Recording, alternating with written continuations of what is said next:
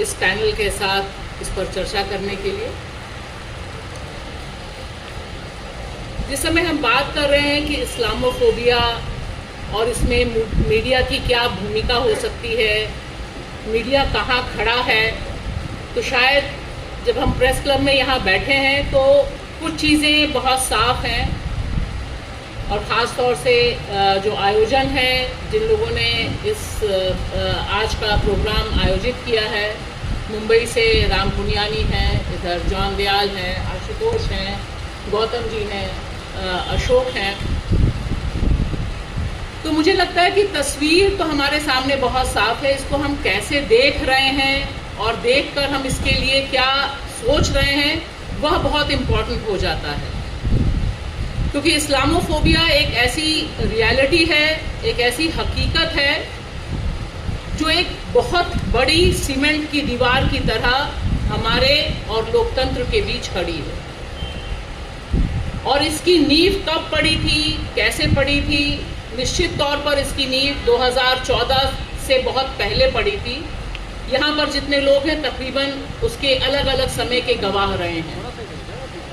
लेकिन एक drastic change 2014 के बाद भारत के लोकतंत्र में, उसकी जमहूरियत में आया है।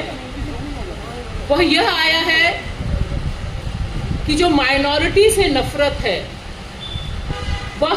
अब धीरे धीरे रूल ऑफ लॉ होती जा रही है, धीरे धीरे वही गवर्निंग फैक्टर होती जा रही है। और इसकी एक लंबी क्रोनोलॉजी भी है। हमारे देश के गृह मंत्री अमित शाह जी बहुत सी चीज़ों की क्रोनोलॉजी समझाते रहते हैं, बस ये नहीं समझा पाते हैं कि 2025 में जब आरएसएस के 100 साल पूरे हो रहे हैं, ये हमें ध्यान रखना बहुत ज़रूरी है कि 2025 में हम बैठे हैं, आरएसएस के 100 साल पूरे हो रहे हैं और आरएसएस के जितने एजेंडे, उनके घोषित एजेंडे थे, तकरीबन वो सारे पूरे हो चुके हैं। और जो नहीं पूरा हो चुका है उसके बारे में माना जा रहा है कि अंडर करंट यही है कि देश को हमने कमोबेश हिंदू राष्ट्र बना दिया है। लोकतंत्र के जितने खंबे हैं उन खंबों को मटियामेट करके एक तरह से एक दिशा में right wing shift Indian politics का इंडियन इकोनॉमी के साथ हुआ है। यह भी समझने की ज़रूरत है कि इसमें अर्थव्यवस्था, कॉरपोरेट का जो घालमेल है या उसका जो अलायंस है वो बहुत तगड़ा है। अगर हम इसको नहीं समझेंगे तब यह समझना बहुत मुश्किल हो जाएगा कि हर त्योहार में, हर आयोजन में यह क्यों कोशिश होती है कि मुसलमानों से जुड़े कारोबार पर चोट पहुंचाई जाए,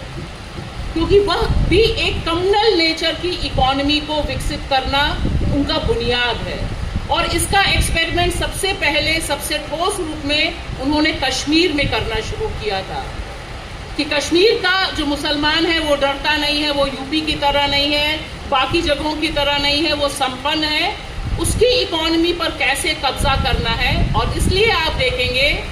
कि ये जो सारे इंसिडेंट हैं, ये सारे इंसिडेंट को लेकर मीडिया में जो कवरेज है, और हम निश्चित तौर पर मानते हैं ये डिबेट आज की तारीख में बेमानी है कि मेन स्ट्रीम क्या है और वैकल्पिक मीडिया क्या है। क्योंकि आज अगर आप चुनाव कवरेज के लिए जाएं, रिपोर्टिंग के लिए जाएं, जितने पत्रकार, सहाफ़ी यहाँ पर मौजूद हैं, वे सब जानते हैं कि आपको बाइट देने से पहले, आपसे बात करने से पहले भारत का नागरिक ये पूछ लेता है कि आप किस तरफ खड़े हो, आपका चैनल क्या है, आप किस अखबार के नुमाइंदे हो यहाँ पर। तो ये अब दौर नहीं है कि लोगों में कोई भ्रम है, इसे लेकर कोई मुगालता है। वो मुगालते वाला दौर भारत का जो सिटीजन है, जो भारत का नागरिक है, वह पार कर चुका है। लिहाजा उसे पता है कि आप कॉरपोरेट मीडिया, नफरती मीडिया के साथ हो या एक ऐसे मीडिया के साथ हो जिसको कई बार बीजेपी का आईटी सेल भी पसीना आ जाता है जब कई नफरती एंकर अपने प्रोग्राम करते हैं। अमित मालवीय के दिमाग में भी वो टूल किट नहीं होता है जो नफरती एंकरों के दिमाग में टूल किट होता है। और सुबह शाम जिस तरह से वो डिस्कशन करते हैं, कुछ टोपी वालों को बैठाएंगे और फिर लड़ाई और भिड़ाई करेंगे। मैं इसलिए कह रही हूँ क्योंकि दरअसल यह पूरी कोशिश है कि आज का जो मीडिया है, जो कॉरपोरेट मीडिया, नफरती मीडिया, गोदी मीडिया, किसी नाम से भी आप कहिए, दरअसल वह परसेप्शन बनाने की इंडस्ट्री में तब्दील हो गया है। वह अवधारणा बनाता है, वह अवधारणा बनाता है कि मुसलमान जिहादी है, कोई क्रिश्चियन है तो वो कन्वर्जन से जुड़ा हुआ मसला करेगा,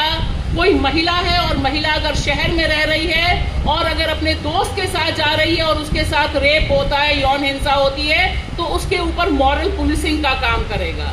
ये अलग अलग लेवल पर जो आज का मीडिया है वह काम कर रहा है, ऑपरेट कर रहा है, और एक तरह से इस मीडिया ने एक इंडस्ट्री का रूप अख्तियार कर लिया है, और वह इंडस्ट्री नफरत के ऊपर टीआरपी हासिल करने का काम करती है और उसे काफी कंसोलिडेट कर दिया गया है, काफी उसका एक पुख्ता आधार बन गया है। यह माइनॉरिटी का जितना विरोध है, मुसलमान का जितना विरोध है, उतना ही एक आजाद ख्याल औरत का उसे विरोध है। इसीलिए शाहीन बाग जब होता है वह भी एक टेस्ट केस होता है इस कॉरपोरेट मीडिया का कि किस तरह से स्टोरी मुसलमान औरतों के खिलाफ प्लान कराई जाती है। आज कई लोग आए हुए हैं जिनसे मेरी मुलाकात शाहीन बाग आंदोलन के समय हुई थी और उन्होंने किस तरह से इसका काउंटर किया था। तो मुझे लगता है कि एक दो चीजें जो बहुत साफ हैं कि आरएसएस का जो गेम प्लान है उसकी जो सफलता है, उसकी जो सफलता में एक लास्ट मुकाम की लड़ाई जारी है जिसमें उसने वक्फ बोर्ड बिल पेश किया है, आने वाले और इंटेंशंस हैं। उसमें मीडिया का एक हिस्सा उसके साथ पार्ट एंड पार्सल करके खड़ा हुआ है, जिसे काउंटर सिर्फ और सिर्फ कुछ हद तक आप फैक्ट चेक के जरिए या जब इस तरह की खबरें आती हैं उनके जरिए कि आप उनको काउंटर कैसे करते हैं वह करके किया जा सकता है। और साथ ही साथ मुझे लगता है कि जो डिफरेंट प्लेटफॉर्म्स हैं जहां पर उनके बारे में असलियत क्या है, जमीन पर खबर क्या है, क्योंकि देखिए संभल एक टेस्ट केस है। वक्फ बोर्ड पर जब मुसलमान शांतिपूर्ण ढंग से दाहिने हाथ पर काली पट्टी बांध कर जाता है और उस पर 300 से अधिक केसेस होते हैं और उसकी कवरेज आप उठा के देख लीजिए, उसकी कवरेज की भी एक लिमिटेशन है। हमारी आपकी जितने यहाँ पर लोग मौजूद हैं, हम जितने भी कवर करते हैं, वह उनका जो परसेप्शन है उसे काउंटर करने में अभी हमारी जो ताकत है हमें मानना होगा कि वह कम है अभी। और नफरत एक सिर्फ शर्पा जिहाद, थूक जिहाद, फ्लड जिहाद मामला नहीं है। मामला असल में यह है कि उनको नफरत का जो बीज है वह लगातार मेजॉरिटी के दिमाग में जिंदा रखना है और माइनॉरिटी को सिर्फ और सिर्फ फोकस रखना है कि वह अपने सर्वाइवल के लिए, सेकेंड ग्रेड सिटीजनशिप के लिए कैसे उसका दिमाग में आप इतना प्रेशर कर दें कि वो उसके बियॉन्ड कुछ ना सोच पाए। यहाँ पर जो मीडिया की भूमिका है वह सबसे तीखी ये है कि हम कब तक और कैसे जो सच बोल रहे हैं, जो हो रहा है ग्राउंड में, उसकी रिपोर्टिंग करें। और इसमें मैं खाली अंत में ये कहना चाहूंगी, इस्लामोफोबिया को हम में से कितने ने कोशिश की कि यह एंटी कॉन्स्टिट्यूशन है, कितने आर्टिकल्स हैं, कितने डिबेट्स हैं, क्योंकि बुनियादी तौर पर भारत का जो कॉन्स्टिट्यूशन है, भारत का जो आईन है, भारत में जो फंडामेंटल राइट्स हैं, वह उसका आर्टिकल 25 से लेकर 29 तक तमाम फॉर्म्स में राइट टू रिलीजन देता है। आपको धर्म के आधार पर जिंदा रखने में भेदभाव ना हो, इस आधार पर जिंदा रहने, आगे बढ़ने की एक पूरी की पूरी छूट मिलती है, अधिकार मिलता है। सवाल यह है कि ये जो पूरा का पूरा टर्म है, इस टर्म के खिलाफ हम बाकी जो मूवमेंट चल रहे हैं, बाकी जो आंदोलन है, आइन को बचाने का आंदोलन है, कॉन्स्टिट्यूशन को बचाने का आंदोलन है, इसे हमें इक्वेट करना जरूरी है। मामला सिर्फ माइनॉरिटी या सिर्फ मुसलमान या कल सिर्फ ईसाई का नहीं है या सिर्फ महिला का नहीं है। सवाल यहाँ पर बड़ी लड़ाई का है और उस बड़ी लड़ाई का एक हिस्सा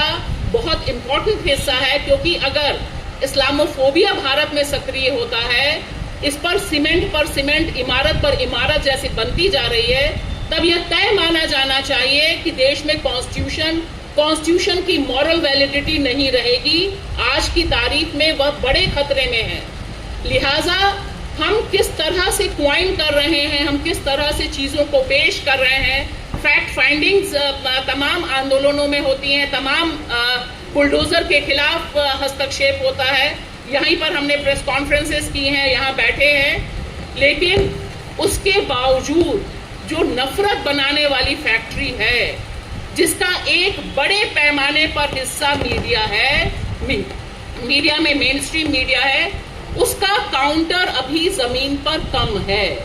तो ये हमें मानना होगा कि हम उसका काउंटर करने की रणनीति सबसे पहले ये कर सकते हैं कि जब इस तरह की खबरें, इस तरह के शोज आते हैं, तो क्या हम चुनकर इस तरह की जो फर्जी खबरें हैं, नफरत फैलाने वाली खबरें हैं, उनके खिलाफ एक पब्लिक में अपने सोशल प्लेटफॉर्म पर एक मिशन के तौर पर चलाया जा सकता है क्या कि ये जो खबर है यह गलत है। इस खबर के आधार पर जो दंगे हो रहे हैं, उनका दंगे कराने की तैयारी है, मुसलमानों को डीह्यूमनाइज करने की तैयारी है, और सबसे बड़ी बात डीफ्रेंचाइज करने की जो तैयारी है। वक्फ बोर्ड बिल का पास होना दरअसल देश के मुसलमानों को डीफ्रेंचाइज करने की तैयारी है, तैयारी की दिशा में उठाया गया बड़ा खतरनाक कदम है। लिहाजा आज की तारीख में बड़े पैमाने पर छोटे बड़े प्लेटफॉर्म्स के जरिए इस्लामोफोबिक मैसेज का काउंटर करते हुए इसको कनेक्ट करना, जमहूरियत की बचाने की जो लड़ाई है, कॉन्स्टिट्यूशन बचाने की जो लड़ाई है, बाकी जो लड़ाइयां चल रही हैं, उससे कैसे हम कनेक्ट कर सकते हैं ताकि यह एक ब्रॉडर इशू के रूप में हो। उनकी मंशा ये है कि हम छोटे छोटे हिस्सों में रहें। एक पत्रकार मार डाला जाए छत्तीसगढ़ में, एक पत्रकार की उत्तर प्रदेश में, लगातार आप देखिए पत्रकारों की हत्याएं हो रही है, एक के बाद एक हत्याएं हो रही है, लेकिन उस पर एक बड़ी कंसेंसस नहीं बन पाती है। कोशिश ये होनी चाहिए कि इस बड़ी लड़ाई को